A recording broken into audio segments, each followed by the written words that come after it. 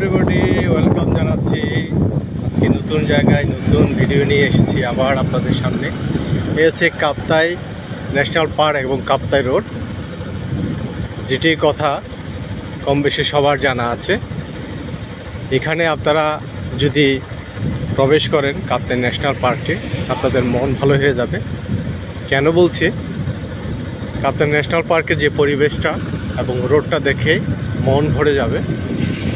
এবং এই Kaptai national park বা জাতীয় উদ্যান যেটাই বলি আমরা, প্রাকৃতিক সম্পদে ভরপুর এই কাপ্তাই ন্যাশনাল পার্কটি। এরই মধ্যে যেতে যেতে আপনাদের হরেক রকমের বৃক্ষ দেখতে পাবেন।